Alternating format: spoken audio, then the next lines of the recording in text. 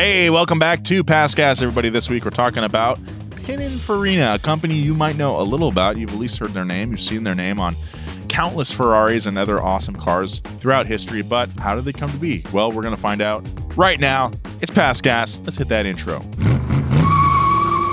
The year is 1968, and the lights of the Turin Motor Show are ablaze. Camera flashes pop and blind, and hushed whispers fill the air. On the Pininfarina stage, a shape emerges from beneath a silken shroud and reveals a vision so radical that the convention quiets down to listen.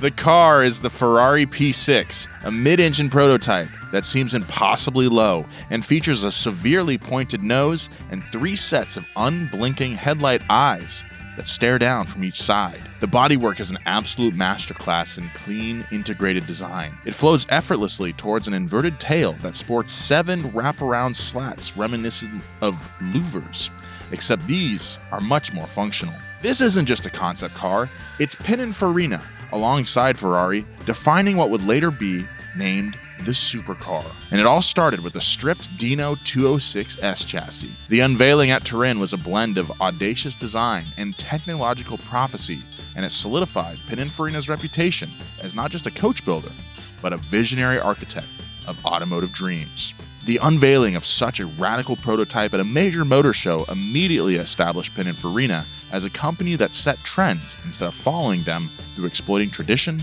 and defining innovation. So, how did they get their start designing car bodies for some of the most important European automakers of all time? Where does the name Pininfarina come from? And what are they up to now? This week on Pass Gas, it's Carrozzeria Pininfarina.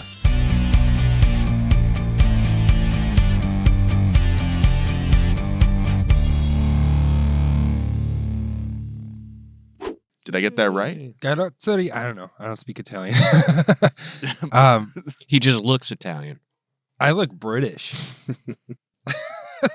Welcome back to Pass Gas, everybody. My name is Nolan Sykes. I'm going to stop touching the mic for the sake of our audio man Mark's ears. Welcome back to the show. This week we're talking Pininfarina, a name you have probably heard of. Across from me is Bart Bidlingmeyer. Hi. Thanks for having me. Glad to be here. And Joe Weber. What's up, Wink Wink Nation? We're back. Dad Squared. Is this your first time back on the podcast since? Yeah. After 6 weeks. Wow. How's it going? Pretty good. I'm a little bit tired. A little bit? Is it better than last time? Yeah. A million times better. This kid is way more chill than why it was when he was a baby. Another boy? Another boy. We got Emily wanted a girl and she got 2 boys. So here we are. Yeah. It's been good. Cool. We've had a lot of support, which is great. And Well, in 15 months, you can have a girl. yes. Yeah. That's another thing is they're only 15 months apart. So they're going to be either best buds or like rivals. Yeah. They look like best buds already, though. Yeah. They're hugging each Are other. you going It's to great. try to get them into sports and stuff? I'm not going to be overwhelming about it, but yeah, I give Wyatt a basketball and he bounces it, and I try to get him to throw a baseball to me already. My cousins are pretty close in age. Like I have one cousin who's a month older than me, and like 15 months ish, like very close to that. And they're cool now, but they, well, I say this because they were like bitter rivals, like the entire time. I thought you meant they're cool, like they used to be nerds and you beat them up. No, they're always cool, but like now they're cool with each other because growing up they were like intense sports rivals. Because like my older cousin Ian was like a freak athlete, and Connor's like also a good athlete, but like Ian was So there's no Ian. Well, I wouldn't say that. Me and Emily joke that we want. So that is a possibility. My point being, they could be bitter rivals, Joe. Me and Emily joke that if we have 2 boys and neither one of them becomes an NFL kicker, then we've failed. Because I feel like, look at Adam Vinatieri's career. You know, he played until he was 42. Whoa. He is like one of the highest scoring people in the NFL ever. Because and he doesn't have CTE. Yeah, he you have longevity. So many extra points that makes him like a highest scorer. For sure. Wow, cool. So I'd love if he was an NFL kicker. I feel like now the this is getting too deep into the weeds, but I feel like 50-yard field goals are the norm now, which is crazy it to is think nuts. about. Yeah, I agree. To where it's like, oh, they're in field goal range. You're like, they're at the 50. Yeah. So it's a high bar. I'm not going to be like a sports dad, but I'm going to support anything that he wants to do. Well, what wasn't the field goal range or like the field goal record just set recently? Like, Yeah, it was like 68 yards or 72 yards or something crazy insane. like that. Yeah. Crazy. Yeah, which is over 200 feet. That's crazy to think about, like kicking a ball that's not supposed to fly like that over 200 feet and being accurate with it. Yeah. Crazy. We'll be right back after these messages. This podcast is sponsored by EveryPlate. Hey, here's a hot take. You don't have to spend a ton of money or time on a delicious dinner. All you need is EveryPlate. And thanks to EveryPlate's constantly rotating weekly recipes delivered right to your door, you'll always have the best answer to what's for dinner. So what are you waiting for? Dig into these flavor-packed meals your household will love. New customers can enjoy this special offer of only $1.99 a meal. Go to everyplate.com/podcast and use code GAS199 to get started. Applied as a discount on the first box. Limited time only. This podcast is sponsored by Underdog Fantasy. Download the app today and use promo code GAS to score $100 in bonus funds or bonus entries when you play your first $5. That's promo code GAS. Underdog. Make picks, win money. Must be 18 plus, 19 plus in Alabama and Nebraska, 19 plus in Colorado for some games, 21 plus in Arizona, Massachusetts, and Virginia. And present in a state where Underdog Fantasy operates. Terms apply. See assets.underdogfantasy.com/web/play and get terms_DFS_.html for details. Offer not valid in Maryland, Michigan, New Jersey, New York, Ohio, and Pennsylvania. Concerned with your play? Call 1-800-GAMBLER or visit www.ncpgambling.org. In New York, call the 24/7 Hope line at 1-877-8-HOPE-NY or text HOPE-NY 467-369. Now back to the show. And I'll tell you what, a big push for that, like Bill Belichick really drilled down on that. And he also developed a lot of good coaches. Yeah. You know who else is a great coach builder? Pininfarina. Oh, damn, that's so good. Damn, That was sick. masterful. Yeah, I do want to circle back to the intro because the car that they're describing is the car that we were trying to figure out on the concourse. When we were at the House of Lamborghini and we were having drinks and we were trying to figure out what car they were unloading. And after looking into it, wasn't it like a resto mod too? Or was it a legit? You guys saw this? It was the one. Yes. Wow. Yes. We were like, what is that? It looks like a Corvette, but it's obviously not a Corvette. The dimensions were different. And I was the one who was like, I think it's a Ferrari. I think it's a Ferrari. And I think it sold for some insane price at the concourse. Wow, interesting. Well, I guess we'll find out why it sold for such an insane price. Wyatt? You sold Wyatt? Wyatt sold for an insane price? Wyatt. No! I thought you would have led with that. No, I love my son. All right, so the story of Pininfarina begins not in an industrial complex, but in the humble town of Cortanze d'Asti, Italy. Battista Farina was born in 1893 as the 10th of 11 children. What do you think that'd be like? Yeah, how about that, Joe? Well, back then it was like, I need to have 10 children because they have to support me when I'm when I'm an old man of 53 years old. Also, there's a big thing in Italy where grown-ass men still live with their parents. That's it's like a part worldwide of, thing. Yeah. But it's like bigger in Italy. I saw something on it where it's like the mom's like, you're never leaving. I feel like it's also a thing in like Hispanic culture. It's also a thing in like Indian culture. It's just everything is expensive now. Yeah. So I wouldn't mind that, I guess. Living back in a Tascadero with my parents.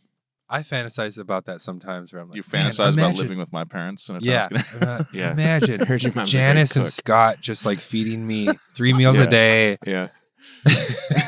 Hell yeah. Early in his life, Battista earned himself the nickname Pinin, which means smallest or youngest in the local Piedmontese dialect. But then he had a younger brother or sister, right? Right. So what happens then? How do you keep his then name? They named him Pininini. Pininini. This unassuming start was in opposition to the colossal impact he would eventually have on automotive design, transforming the very notion of how cars look and feel.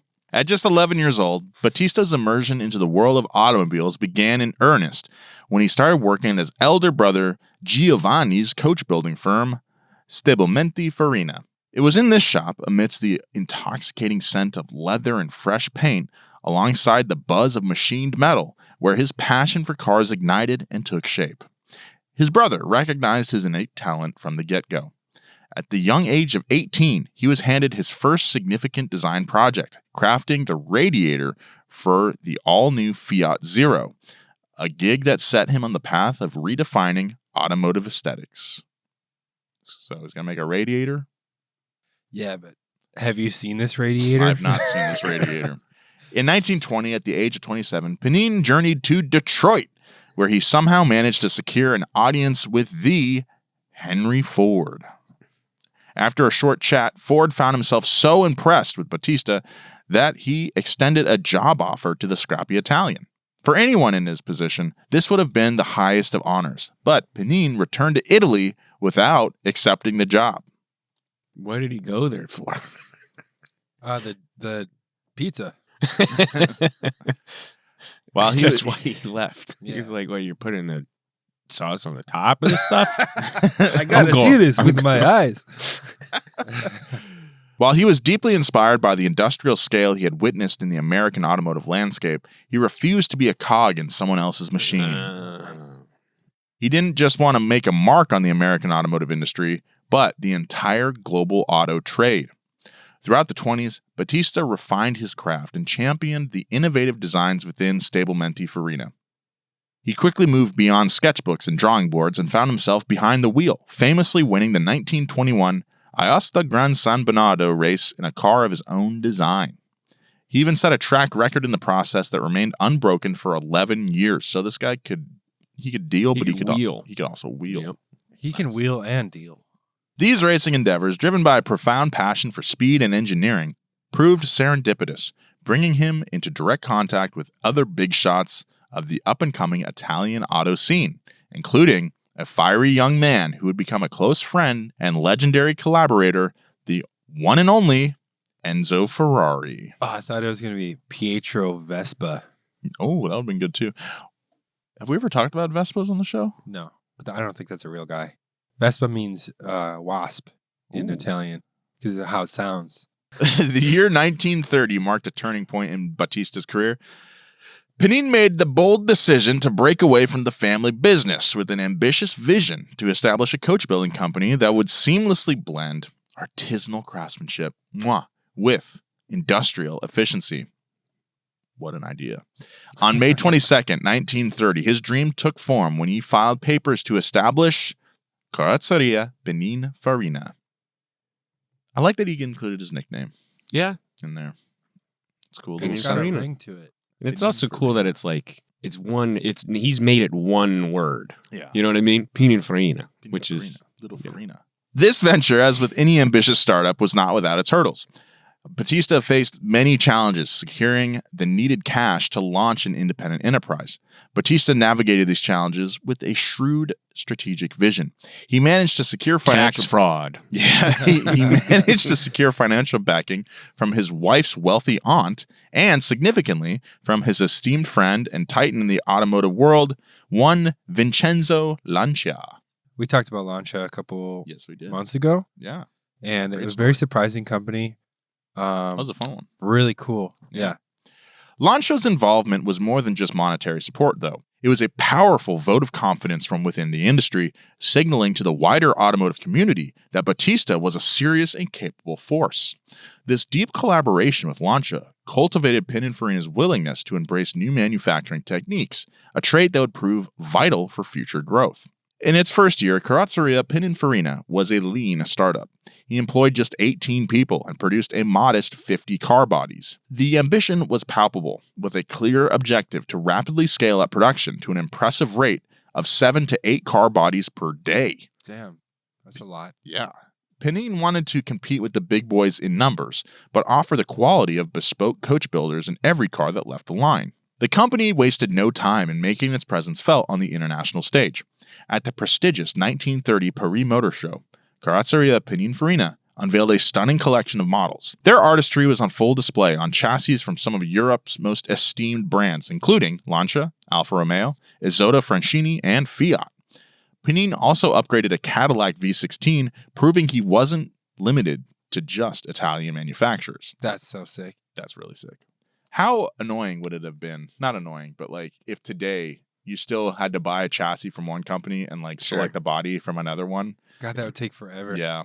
Well, that's why GM bought the coach company. Shit, what was it? I forget. But their come emblem on. was Body by Body by Jake. Fisher. Fisher? Why am I forget. blanking on it? I know what you mean. They had the little emblem. My It my had the parents' little El carriage on Camino the had the running little board. emblem on it. Yeah. Inside the door. Did we ever Is it talk Fisher? about them? I think We it's did. Fisher, right? Look it up. Would you look it up? Just Sure. Body by Fisher. I Nice. yeah. Damn, Call Bart. it. Okay. Good pull. Nice. Pininfarina quickly distinguished itself by embracing modernity and aerodynamics in its earliest days, a field Battista saw not as a mere technicality, but as the very, quote, form of speed. In the mid-1930s, a period when many in the industry viewed frameless or unibody construction as a threat to the traditional coach builder's craft, Pininfarina boldly pioneered its use. They collaborated closely with Lancia, a true innovator of unibody construction, becoming the first coach builder to adapt their designs to this advanced method. It's so funny how history repeats itself and everyone is always just scared of the new thing. Mhm. Like, Yeah. people are still scared of EVs now. And Yeah. the young people don't want to work.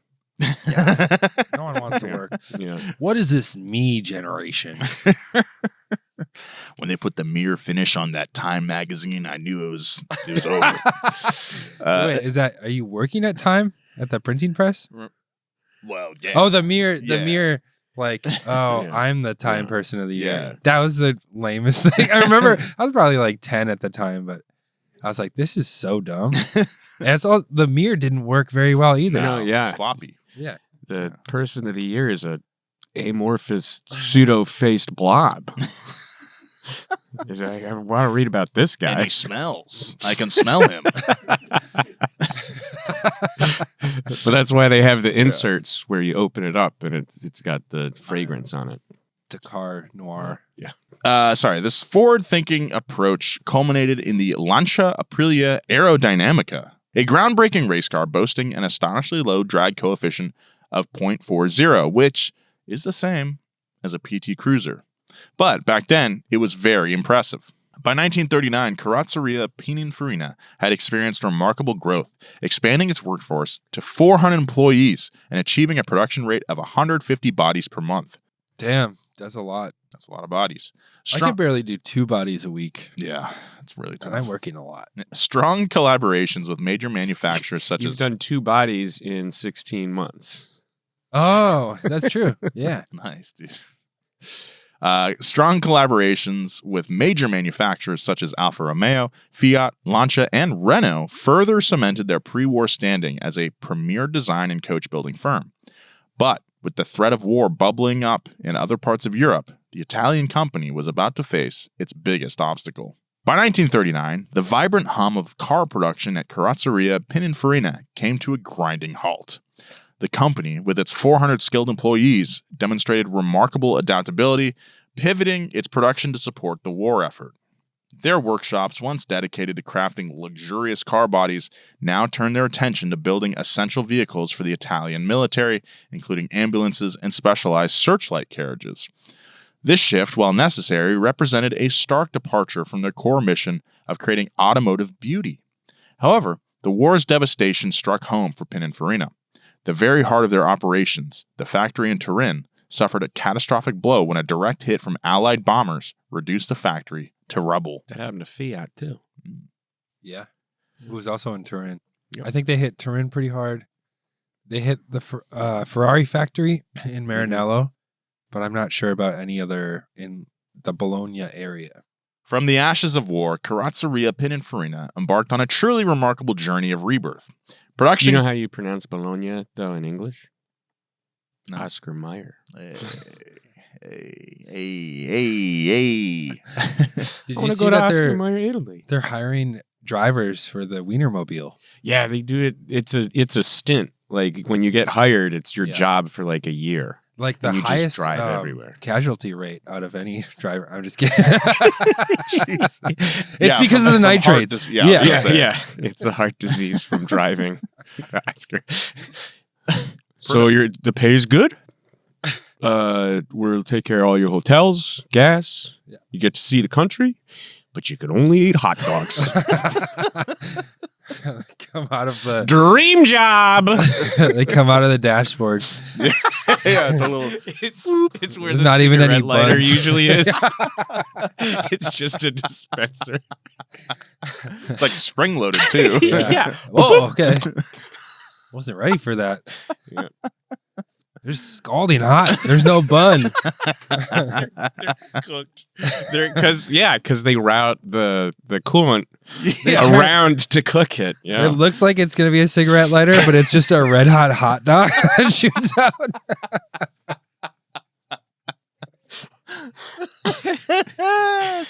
Well, apply today. Production cautiously resumed with models like the Lancia Aprilia Bilux, signaling the first tentative steps towards recovery. The early 1950s witnessed a rapid and impressive resurgence as the factory workshop's international fame and success began to soar once more as they rebuilt their home shop. The definitive statement of this resurgence arrived in 1947 with the debut of the Cisitalia 202 at the Mostra della Carrozzeria Italiana. Woo, that was a lot. This car, You're nailing it, dude. I Thanks, just want dude. to take a second to appreciate dude, thank your you. pronunciation today. Thank you. I'm on it today. Cisitalia. And by it, Ooh. I mean Ritalin.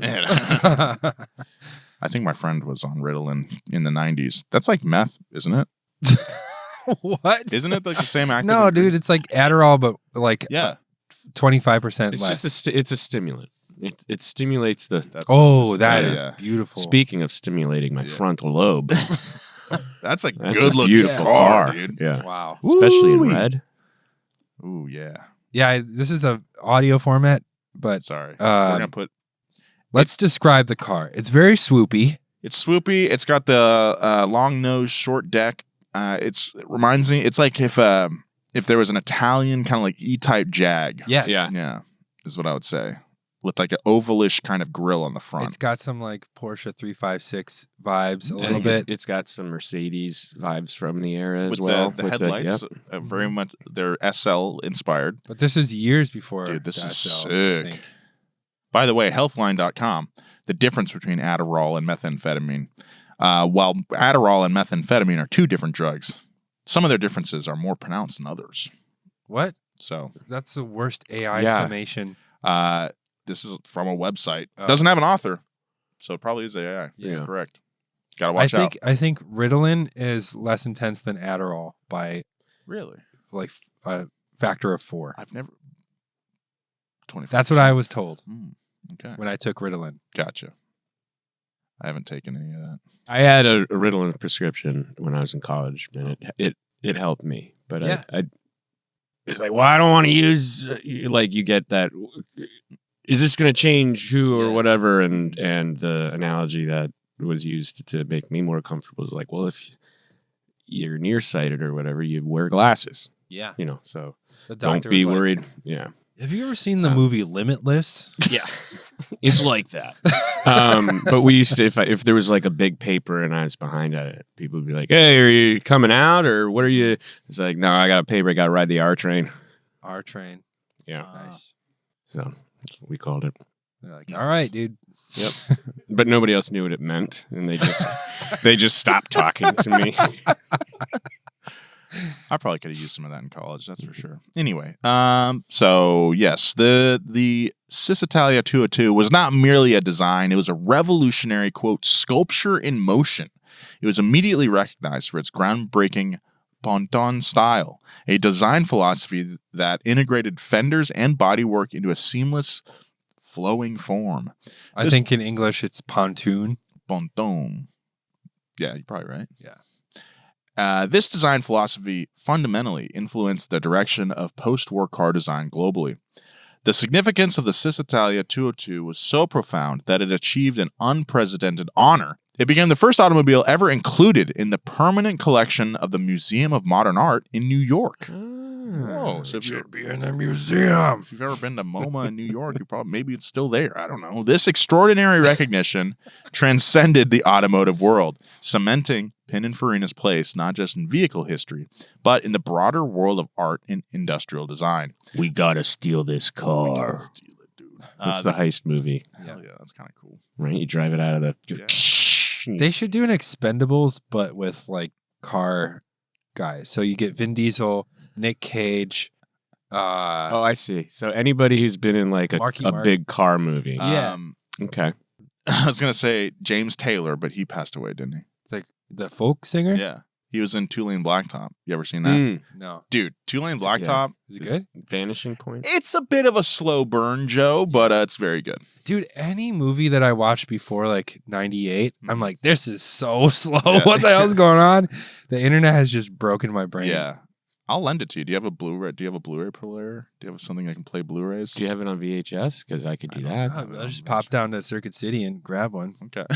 A buddy of mine said they were worried about the kid, like, oh, he's going on and like getting his own YouTube video kind of stuff where he's like, I want to do ABCs. And they'd put on ABCs, but he figured out how to use the remote to do something just brain rotting, you know? So what they did is they ran it through a VCR to record like a playlist for him. And now he just goes into the room and turns on the TV and watches the That's pretty VHS. cool. Yeah. And I was like, that's a really good YouTube on VHS? Yeah. Yeah. But isn't that fun? Isn't it right? It's That's like, a good idea. Yeah. On the cathode ray tube. And I've been bringing this up every so often. I bring it up to our merch people, but like, I would love to do like physical media of our video, like put high-low on a Blu-ray or something, but putting high-low on a VHS is actually way cooler. Yeah. My friend... Or Laserdisc. Yes, that'd be sick. My friend Brian does like mischief style stuff. Like he's like really good at... so he released Dookie 30th anniversary on a bunch of different devices. So like one was like a Big Mouth Billy Bass that had one song on it. One of them was like they all come on different like nostalgic devices. Yeah. That's sick. Yeah, it was really cool. My roommate, when I was in Chicago, like he went to CVS, whatever, and then there was a Big Mouth Billy the Bass out, and I was like, oh, I got Billy the Bass, and then. So I like took it out, mounted it above the door. Like I was psyched on this thing and like hit play. And then he like came out, he was going to go out or whatever. And he came back out and I was like, look, I mounted it. He didn't get it for the apartment. He got it as like a joke for his girlfriend. Oh. But he said I was so happy that he couldn't tell me that the Billy the Bass wasn't for me. And so that was very nice of him. Yeah. And then he goes back to CVS to get the Billy the Bass to give as the joke as he originally intended. They were out. And no, he said the lady looked at him and she just goes, that good, huh? Yeah, that's awesome. I would love to modify a Big Mouth Billy Bass to be a Bluetooth speaker that like moves. While you're listening to your music. It's like headbanging. That'd be sick. Okay. 1947 marked the beginning of Pininfarina's fruitful collaboration with Maserati. This led to the design of the first Maserati production car, the A6 1500 Coupe, which sported an innovative 2-liter, 120 horsepower straight six, which pushed the two-seater to the current performance limits. Pininfarina had achieved a global reputation for style and grace with their designs. In 1951, they designed their first American cars. There was the Nash Ambassador and the Nash Healey. Yeah. I did not know that. Me neither. In 1953, Battista was awarded the esteemed title of Cavaliere del Lavoro, or the Knight of Labor, by the President of Italy. The next year, two of the design house's models made their debuts. You had the Lancia Aurelia B24 and the Maserati A6 GCS Berlinetta. It's a mouthful, solidifying their place in the industry. The mid-1950s marked another pivotal turning point for Pininfarina, signaling a decisive and strategic shift from its cherished artisanal roots towards large-scale industrial production. This transformation was largely spearheaded by the creation of the Alfa Romeo Giulietta Spider, a car so captivating that Battista himself affectionately nicknamed it Fair Girl. The Giulietta Spider, designed by Pininfarina on a modified Sprint Coupe chassis, was introduced in 1955 at the insistent urging of one Max Hoffman, the influential U.S. importer. Hoffman, possessing a keen eye for market demand, had recognized the immense potential for small, elegant sports cars in America and pressed Alfa to deliver. The car was an immediate and resounding success, captivating buyers with its elegant lines and spirited performance. It proved to be the jump into industrialization that Pinin had needed. Their factory pumped out more than 27,000 units. Damn. Yeah, its basic appearance endured for nearly a decade before being succeeded by the equally iconic Duetto Spider. The success of the Giulietta Spider validated Pininfarina's hybrid approach, providing the crucial financial stability and operational experience necessary for even larger scale projects. This period firmly established Pininfarina's strategic agility, demonstrating its capacity to evolve beyond a niche luxury coach builder to become a significant manufacturing partner for major automakers, a crucial expansion of capabilities for its long-term viability and growth. They have to be the biggest coach builder at this point. 27,000 chassis per year? That's a lot. Yeah. But, Joe, it would be their next collaboration that would plant Pininfarina firmly in the halls of automotive history. Oh, I thought that was going to be a bad butt. You know, you hear butt and you're like, oh, is this a bad butt or a good butt? It's a good butt. Good butt. They're doing so well, but they're gonna do better. We'll be right back after these messages. Some people just know they could save hundreds on car insurance by checking Allstate first. Like, to check which side your tank is on first before pulling into a gas station. You know the feeling. You pull into a crowded gas station, you finally get to a pump, only to realize the tank is on the passenger side. Now you've got to somehow move your car without losing your spot. It's miserable. Checking first is smart, so check Allstate first for a quote that could save you hundreds. You're in good hands with Allstate. Potential savings vary, subject to terms, conditions, and availability. Allstate North American Insurance Company and affiliates, Northbrook, Illinois. This podcast is brought to you by EveryPlate. Think you have to spend big bucks or tons of time in the kitchen to make delicious food at home? Think again, pal. When you use EveryPlate, you get restaurant-level deliciousness week after week with recipes like crispy buffalo ranch chicken and cheesy Mexican street corn hash. EveryPlate sent me a box of food, and let me tell you, the recipes are delicious. It's super easy. I really like the Southwest pork flautas, but my favorite has to be the Super Smash Burgers. With the caramelized onions, chipotle aioli, and potato wedges, this meal is delicious. You'll spend less on these flavor-packed homemade meals than you would on your normal groceries or at a restaurant. If you're tired of cooking the same things over and over and over again, up your dinner game in 30 minutes or less with EveryPlate's clear and easy-to-follow recipes. So what are you waiting for? Dig into these flavor-packed meals your household will love. New customers can enjoy this special offer of only $1.99 a meal. Go to everyplate.com/podcast and use code GAS199 to get started. Applied as a discount on first box, limited time only. Now back to the show.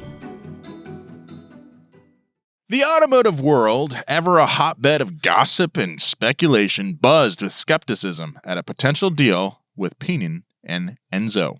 They'll never last, the naysayers announced. How could two prima donnas exist in one partnership? It's a great question.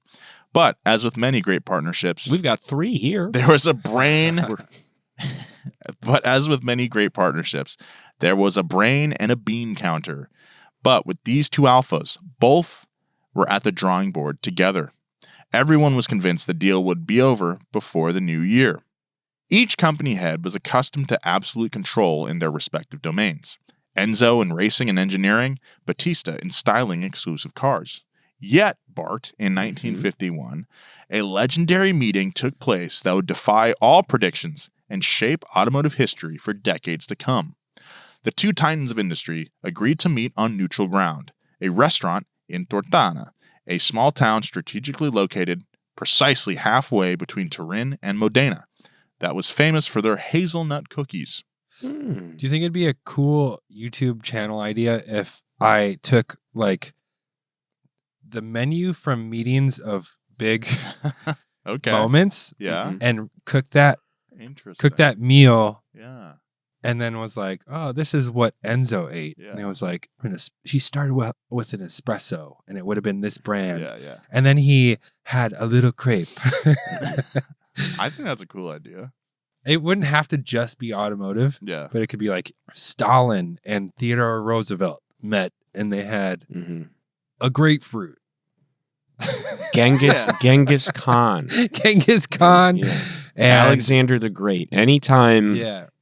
a name from history is met. And then you can start to do it like Deadliest Warrior style, where it can be like people who absolutely never met, but it's like imagining a meal between these two people. Ooh. Yeah. Yeah. Imagining The Taliban ate this. Jesus. And the Greeks ate this. Oh, it's like Yeah. different parts of Yeah, they had like whose meal would win? well, I Like don't how know. do meals Look, fight? Yeah, and then you hire Navy SEAls to come in and eat the meal to demonstrate what it would look like if they ate the meal. Imagine if Pol Pot had a meal with Jane Goodall. Yeah. What would they have eaten? Yeah. The short answer to your question, Joe, is yes. That's a good idea. They all eat grapefruit. Yep. Sorry. Just imagine they had like the Taliban versus the IRA in one episode. And you're like, really? What is that? Like what are we doing here? They had like Viet Cong versus I can't like not ninjas. I forget. You Yeah, put that show is crazy. anyone against Viet Cong in their native land, Viet Cong are gonna win. It was crazy. That show is crazy. Anyway, I'd say the same about Taliban too, because the Khyber Pass going up against. I mean, that we sent the whole U.S. Army against them for 20 years, and we couldn't do anything. yeah, hilly terrain, tough to fight in. Yeah. Can't kill an idea. Go ahead, Nolan. So, this choice of dining venue was a deliberate and diplomatic maneuver, orchestrated to avoid either man having to concede home turf and risk an ego-driven standoff. You think Pininfarina's got a little bit of a, as we refer to it now, Napoleon complex? Because his name's Pinin. He's been short. He's been this little guy his whole life, and he Yeah. took over his name. He took ownership of it. But it sounds like meeting with Enzo, who's also a notoriously bullheaded individual. But he wasn't short, but he was ugly. So he probably had some weird baggage surrounding him being so butt ugly. Like a Napoleon Enzo complex. Ferrari, he was ugly hot. you see a picture of him, you're like, not my cup of tea, but like, I he's get it. quite dashing in some respects. Yeah. You look at this picture and you tell me that like people on TikTok wouldn't be like making fan cams of Enzo Ferrari if he wasn't alive today. Yeah, he's You got know. aura for sure in He's that got- picture. Yeah. But yeah. at this point, he's like in his 70s or something, maybe No, 60s. he's not. This is like in the 50s. So he's Yeah. like, he's probably 60s, like probably. 50, right? Okay, yeah. So he was born in, he was like 53. He was like 53 at this. And this is a 1950s 53. So he's probably looking a little rougher than that Yeah. picture that I showed you. Anyway, I digress. They shouldn't have. They got Adam Driver to play him. They should have gotten I'm blanking on his name. Who's the dude from The Bear? Oh, Jeremy Allen. Yeah, White. they should have gotten Jeremy Allen White to play him. Yeah. Right? Yeah. Yeah, he'd be good. He would have the fire too. I mean, Adam Driver's got that like. And then the meals in that show too. You could Yeah. yeah. So the atmosphere of this meeting, as legend has it, was one of mutual respect rather than confrontation. Over plates of pasta and a glass of Barolo, they found common ground in their shared passion for creating the world's finest automobiles. Bart. I was going to say, it sounds like someone set up this meeting like, look, like the business end was like, we need this deal to go through. Let's set up this meeting because these guys are going to tear at each other's throats. And then they were just like, hey, what's up, man? Yeah. Yeah, pretty good food. Like what you do. Yeah, like this is this. great. Let's Good do wine, this. huh? What are you Yeah. sipping on? Barolo. Oh. It's like when you like, you have more experience with this, but when you're like, oh, my kid's going to really like act up. And then they, out of spite, they act really good. Oh, right. Like, no. I've not had that happen, but I look forward to it. I'll try to bring it up like, oh, God, really, it's really going to piss me off if you guys don't start screaming. I hope it works. I'll try it today. We're going to the aquarium after this. So. Oh, that's fun. Nice. Long Beach one? Yeah. Nice. By the end of that fateful conversation, a historic agreement was sealed. Pininfarina would henceforth, quote, be in charge of all design aspects of Ferrari. I love it. It's great. And this is the like, hey, I'm going to hand it over to you. I'm going to control performance, precision. Crazy. You control design. Yeah. Must have been one hell of a lunch. Yep. That's a good lunch. Well, they let the Barolo do the talking. Battista, ever the visionary, did not arrive alone. He brought his 25-year-old son, Sergio Pininfarina, or Sergio Farina. Did they change their name to Pininfarina? I don't think so. I think they did. Think so? What? Yeah, because I fact-checked that. Oh, wow. And his name is Sergio Pininfarina. Whoa. Yeah. Okay. Sergio was a recent mechanical engineering graduate from the Polytechnic of Torino. Can you do that? You can change your name. You just change your last name? Just do it. You think there was any paperwork, or is this back at a time where he just told people that was his name and it stuck? Anyways, go on. Anyway, Edit that out. This was a clear signal of Battista's intent to groom the next generation of leadership, and Sergio was immediately thrust into the fire. He was entrusted with managing the delicate and immensely fruitful relationship between these two companies. Dude, that's great. 25? Mm-hmm. Wild. Sergio possessed an energetic yet affable personality, a good sense of humor, and strong empathy. These were all qualities that would prove invaluable in navigating the strong wills of both Enzo and Battista. Sergio's ability to act as a buffer and translator and to reconcile these visions with practicality ensured the partnership remained drama-free. In the early days of the partnership, Pininfarina demonstrated its profound commitment and strategic foresight by building some prototypes at its own expense. Their bold proposition was simple yet irresistible. Quote, "We'll design and prototype your next models essentially for free. If you like them, build them, and if you build them, we expect you to build them with us." This offer was a calculated risk that showcased Pininfarina's unwavering confidence in their own design capabilities and their long-term strategic vision. Dude, spec work on this level of business is insane. Yeah, that is crazy. Sergio didn't just want to win the contract. But they are making a shit ton of cars still. Mm-hmm. So it's like, we're going to make one of these. Mm-hmm. If you like it, you're ours. Yeah. So I think it's pretty good. Yeah. Sergio didn't just want to win the contract. He wanted to build a deep foundation of trust and show a commitment to Enzo, a man known for being notoriously demanding, just like his dad. This bold move secured their exclusive design contract, ensuring that nearly every road-going Ferrari for the next 6 decades would bear Pininfarina's distinct styling touch. I wonder if that was built into the contract or if they just kept like renewing contracts with them. Because like, imagine being in the 60s and be like, in 2015. Yeah, I don't think it must have been renewed. Yeah, there's no way. They probably thought they're going to have flying cars in 2015. Yeah. You know what I mean? And we do. Here we are in 2015, flying to work in our cars. The depth of this bond was further underscored when Enzo Ferrari himself eventually appointed Battista Pininfarina an honorary VP at Ferrari. This title underscored the deep and almost familial connection between the two companies. Sergio would later solidify this bond by joining Ferrari's board of directors in 1969.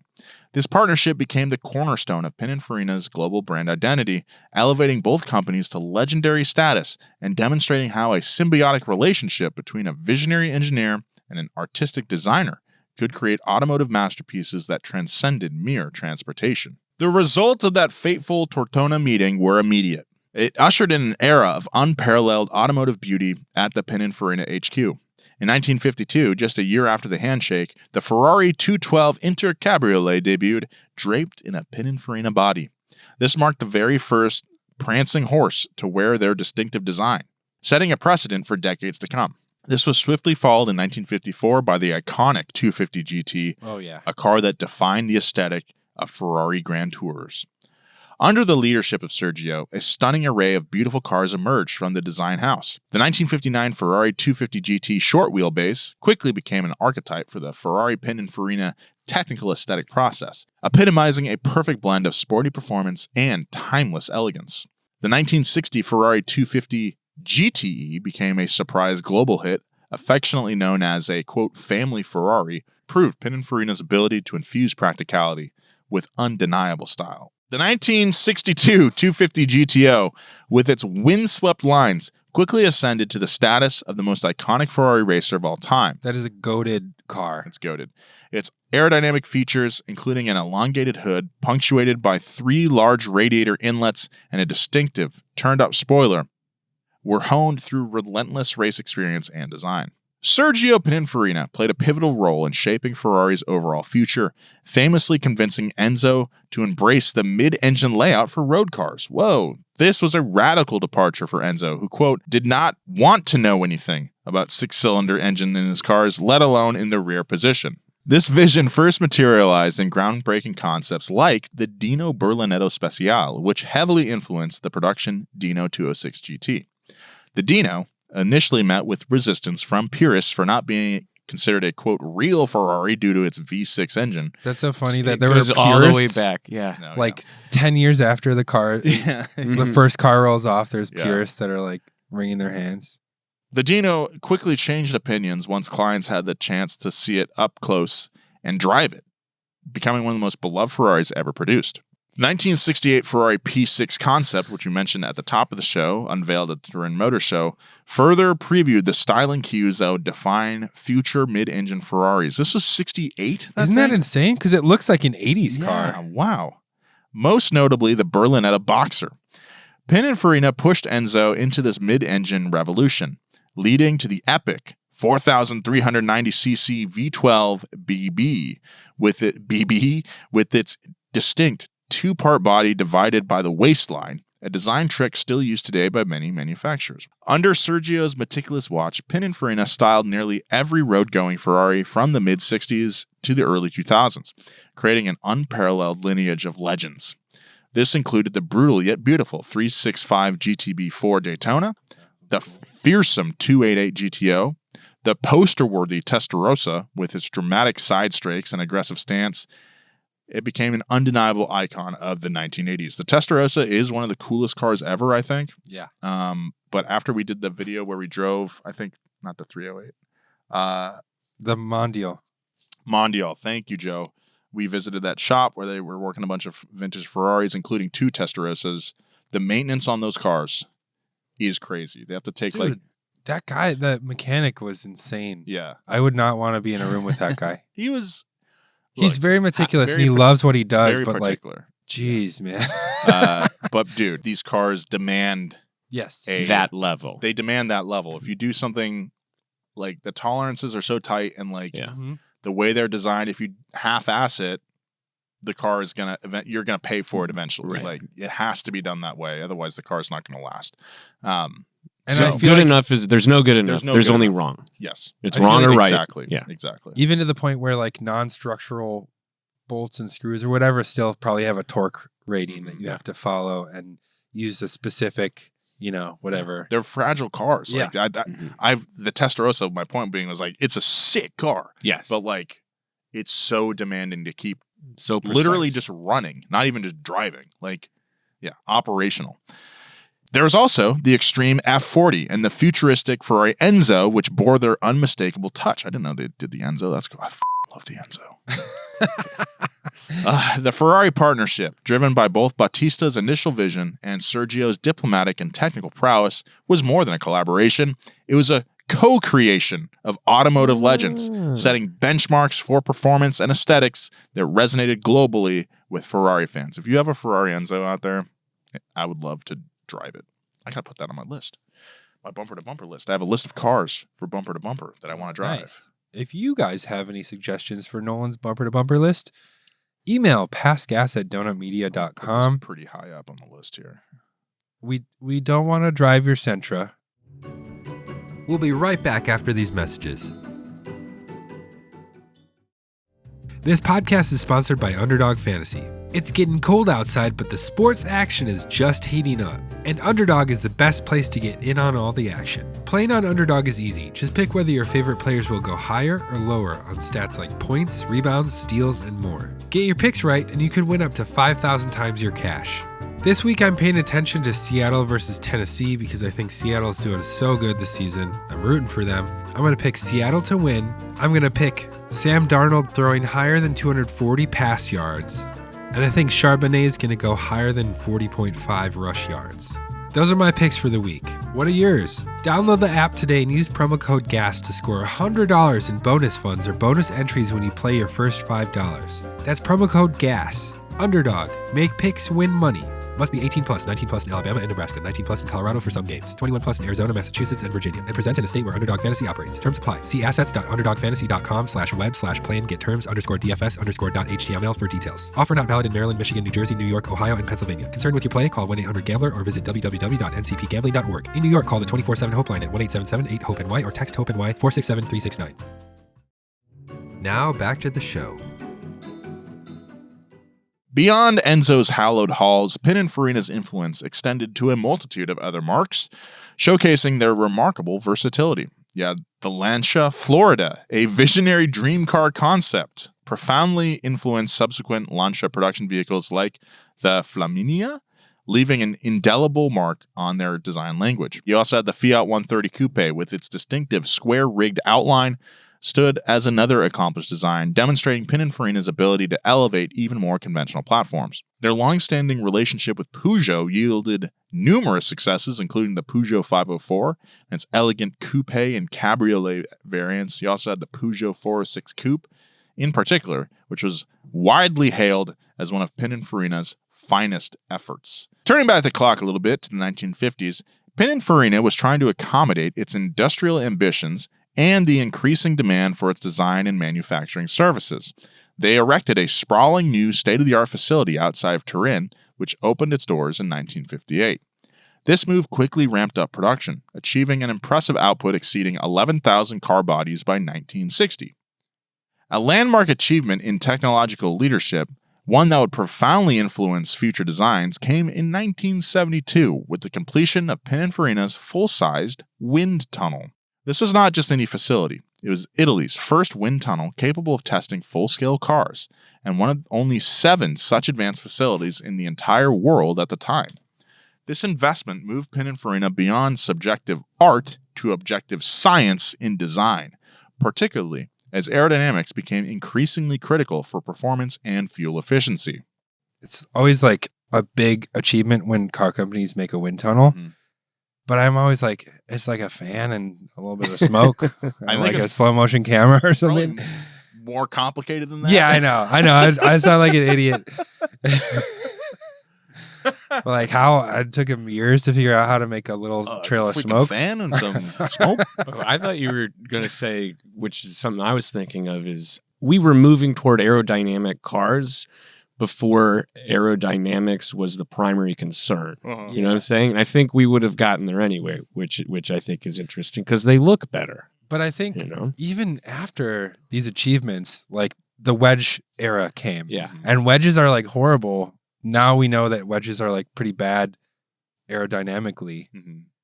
It's so funny that they like didn't, they're like, oh, let's make him look more like an airplane. But that kind of, the physics don't really translate on Earth. Present day, the new millennium was difficult for Pininfarina. The car sector was contracting dramatically around the world. While Pininfarina continued to garner prestigious international awards, its sales struggled to keep pace with expectations for future growth. The company found itself operating at a loss for several consecutive years, accumulating substantial debt. By 2015, reports indicated that Pinin's company was a staggering $57 million in the red. Yikes! This escalating financial distress necessitated a, quote, strong bank intervention to avert collapse and ensure the company's continuity. In response to these pressures, some of Pininfarina's core but increasingly unprofitable activities were tossed. The most significant shift came in the manufacturing arm. By 2011, the company made the difficult decision to announce it would cease all automotive production.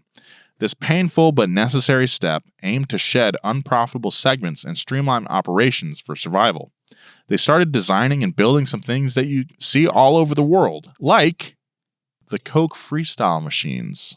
Really? Oh. Really? Yes. What? Yeah. I mean, they do look cool. Management clearly recognized that relying solely on the traditional automotive market was not viable. The human cost of this restructuring was significant, though, with employment figures plummeting from a peak of 2,768 people in 2006 to just 821 by 2012, reflecting the severe decline in manufacturing. Good Lord.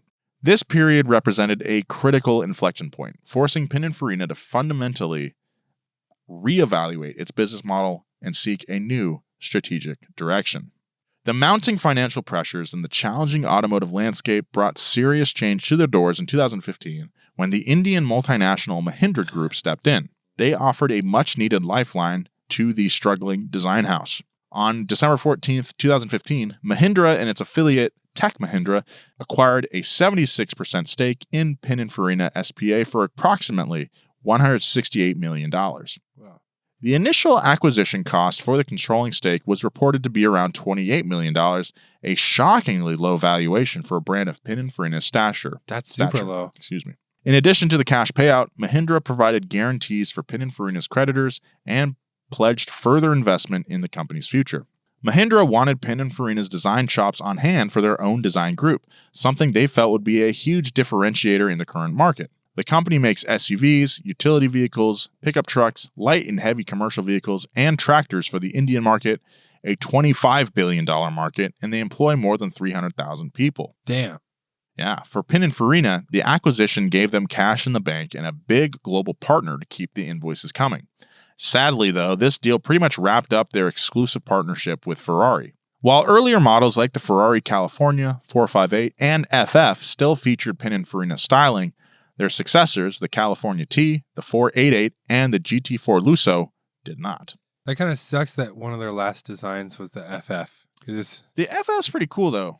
Like we drove one on the channel, and we had a really great time. I know it's a great performing car. I just think it looks a little goofy. It's a little goofy, but dude, you know, get the right wheels on it, maybe lower it a little bit. It's nice. It's nice. Put like a big horsetail on the end. Yeah, now we're talking. The launch of the LaFerrari in 2013, designed entirely by Ferrari's newly established Centro-style Ferrari, was a clear signal of Ferrari's strategic shift towards in-house design. The F12 Berlinetta was notably the last Pininfarina designed supercar to bear the Pininfarina badge. The F12 is sick as hell. F12 was really You know what? I might be thinking of the F12 is the one I really like. The FF's fine. The F12's dope as hell. Italians collectively poured one out for their fallen homies and looked towards the future. This forced Pininfarina to step out of Ferrari's shadow and carve out a new identity as an independent design house, even capable of producing its own branded vehicles. But the continued work on special, custom-commissioned, one-off projects for Ferraris demonstrates that the relationship, while fundamentally changed, is not entirely severed. Under the new ownership of the Mahindra Group, Pininfarina embarked on a bold and necessary path of reinvention, strategically focusing on its core strengths in high-end design and engineering services, like the Coke Freestyle machine. The company continued to... Do you want to make the worst tasting Coke ever? Yeah. Give your Sprite some vanilla. Why not? How about some Barks in there, too? Yes. Freedom. You want orange root beer? Sure. Freedom. Well, orange cream root beer? Fuck it. The company continued to engage in prestigious bespoke commissions and cultivate strategic partnerships across various sectors, from its traditional automotive roots to architecture, industrial design, and beyond. This diversification, initiated decades prior, now became central to its operational model. The most significant and symbolic manifestation of this new chapter arrived with the creation of Automobili Pininfarina GmbH. This new entity is headquartered in Munich, Germany, yet deeply rooted in the Italian design firm's heritage. It was established with a singular long-held purpose, to finally realize Pinin's enduring dream of creating a car exquisite enough to bear his own revered name. The culmination of this ambition was the Automobili Pininfarina Battista hypercar, an all-electric performance vehicle that made its public debut to widespread acclaim at the 2019 Geneva Motor Show. I think James went and looked and at Jesse it. went there. I wrote the bumper to bumper on it. There you go. It was as of yet unseen, Yeah. but because it was owned by Mahindra, all of the articles were in Indian. Oh. So I had to go to Indian websites and translate and figure out the specs. Wow. Wow. But it's a beautiful It car. is. It's super cool. Yeah. People have been spotting them out. I think they've maybe only a little over 100 have made it out of the factory so far, but they're being spotted in the wild. So this car is powered by a formidable 120 kilowatt battery pack supplied by Rimac Automobili, driving 4 individual motors that deliver a combined output of 1,400 kilowatts, equivalent to 1,900 horsepower, and a colossal stump-pulling 2,300 newton meters of torque. And I'm sure a lot of stumps will be ripped out by this car. The car features a lightweight carbon fiber monocoque chassis, which carries the whole thing to a top speed of 222 miles per hour. Very cool. Production of the Battista commenced in 2022 and was limited to an exclusive run of just 150 units, each meticulously hand-built by Pininfarina's master artisans at their dedicated atelier in Cambiano, Italy. The Battista represents Pininfarina's bold attempt to leap into the business-to-consumer territory with its own singular supercar, serving as a touchstone for luxury electric vehicles and an inspiration for all major manufacturers. I love business-to-consumer business models. That's pretty good. One of my favorite business model. It's top 3 for sure. Yeah. It's difficult to look back at all the hundreds of designs that came out of Carrozzeria Pininfarina over the last 100 years and find a dud. Their cars are timeless and elegant, and their success rate is second to none when it comes to universally loved designs. Most of that is due to Battista's unwavering confidence in his own taste and ability to hire like-minded people. Sadly, that heritage has fallen victim to volatile markets and acquisitions. But despite all this, we are reminded that at least one nugget of Pininfarina's soul lives on in the Battista, one of the most badass and stylish EVs ever built.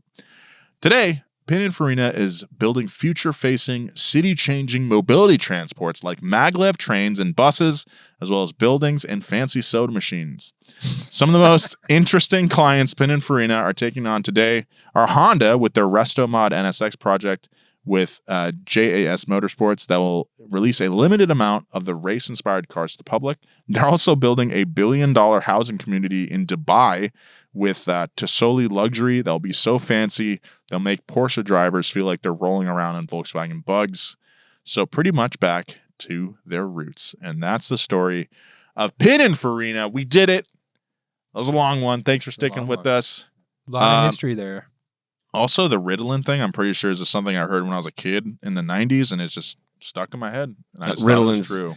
Like meth. I just thought it was true because I heard it one time, and it just stuck with me. Nick Swartzen's got a bit where he's like, I heard that they say that heroin's harder or it's easier to quit doing heroin than it is to quit smoking cigarettes. So I tried heroin. They're wrong. Anyway, thank you guys so much for listening. Thank you, Bart, for being here. Yeah. Thank you, Joe. Good to have you back, dude. It's good to see your face. I'm so happy to be back. Yeah. We'll be back next week. Stick with us. It's Past Gas. Bye. Bye-bye.